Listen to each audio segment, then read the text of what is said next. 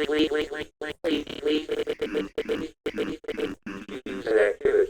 guys, welcome back to my channel. Today we're doing another Come With Me movie review, movie reaction. I'm so excited.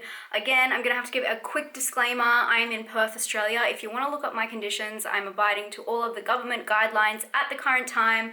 I live in a very different climate. Fortunately, I am very grateful and very blessed to be in the situation I am in, and because of that, I am allowed to go see Train to Busan 2 Peninsula at the cinemas. I know, guys, please don't be mad, but I saw your last reaction to my Come With Me. I'll link that here. And you guys seemed really happy that someone was getting to go to the cinema. Every time I've been to the cinema ever since, there's been 4 people in there. But I feel like tonight's gonna be a little bit different because we're all so excited to see this sequel to Train to Busan. If you haven't seen Train to Busan, I urge you to go watch it right now. And obviously you can watch it in the comfort of your own home. I know in Australia it is streaming on SBS On Demand, and I'm sure if you're in another country, it will be available all over VOD streaming websites. Train to Busan is a South Korean horror movie that is about a father who is a workaholic, and he has to take his daughter to go meet her mother in another town, which is Busan.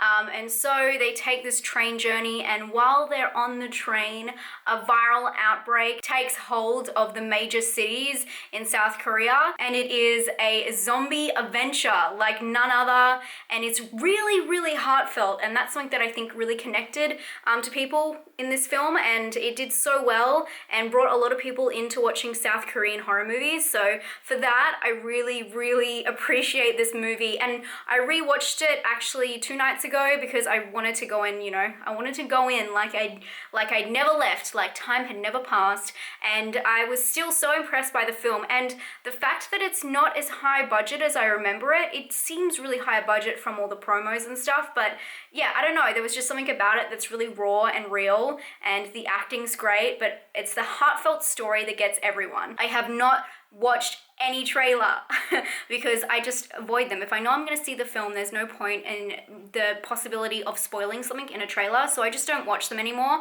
But I am really hoping it's going to continue on from the story because it's the perfect way to pick it back up. If you saw the first one, obviously there's a lot of heartbreak. It's a very interesting situation that it left it on, where you kind of feel like everything is resolved, but there's still more that can be seen. So praying that it's going to pick back up from that. This one also has the same director as the first one, so hopefully it's going to be up to the same standards, but I feel like because it was so well received, maybe the budget will be higher. But then it's also interesting because I don't know how, obviously there's a little girl that's involved in the first one. I don't know if she's aged, what's going on there, and how they would work that into production. We'll just have to see. We'll have to go out, we'll have to find out, and we'll have to see together. Let's go see Peninsula Train to Busan 2.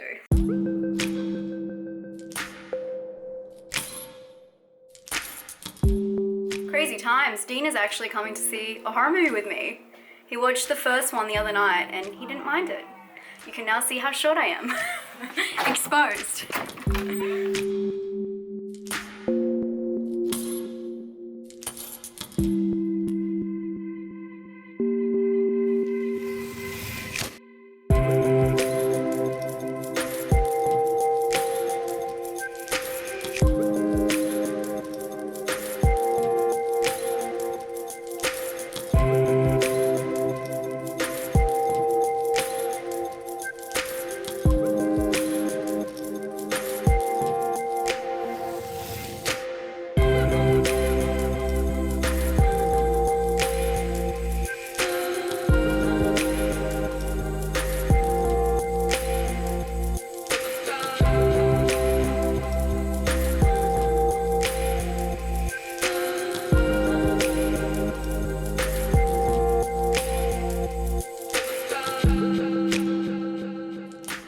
Hi guys, I just finished watching Peninsula.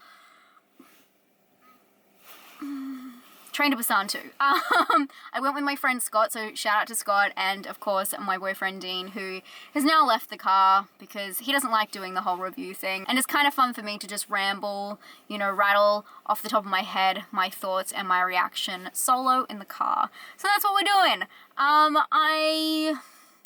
This is a very strange sequel because it's like a standalone film, but all you need to know before you see this film is that there's been like a zombie outbreak in South Korea. But you don't actually need to know that because they do have a whole, not recap, but they set it up so you know what's going on and you know what's happened since the last film. So it does take off where it left, but with different characters, and I'm sure you probably all knew that already from seeing the trailer.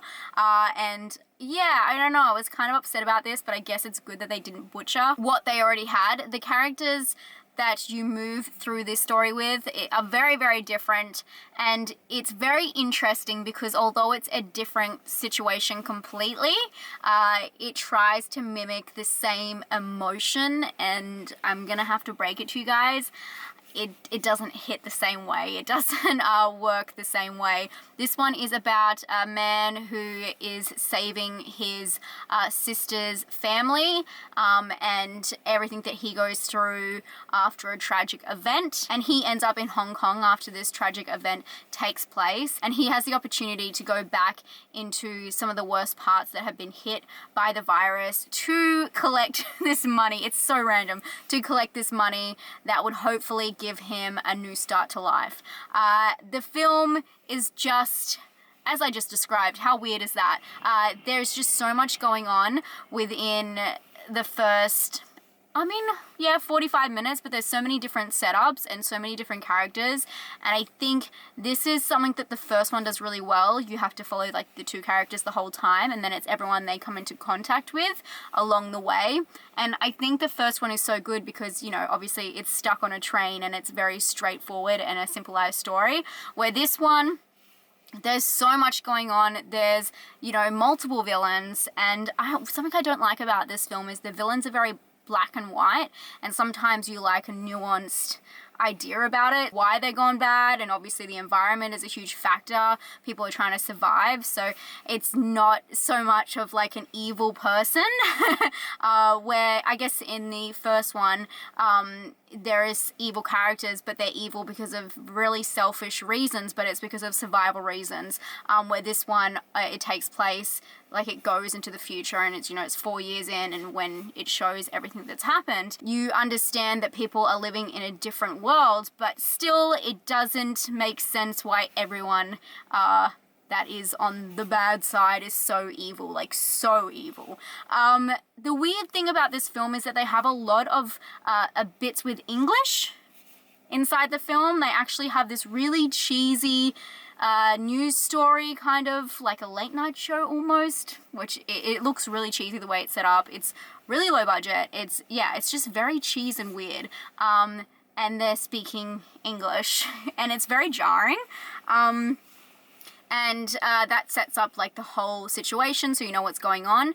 But throughout the film, they have different people speaking English at different times, and then randomly even like South Korean characters that are speaking to other South Korean characters start speaking English. So I feel like it's more pandering to you know, being a worldwide film. The first one was just a film that wasn't intended to be received as well as it was, but this one, yeah, it just feels so different in that regard. I do want to say the film is like a roller coaster effect. It's up, it's down, it's up, it's down. I was not impressed in the first half an hour. So if you do watch it and you're not feeling it, please stick with it. It does get better.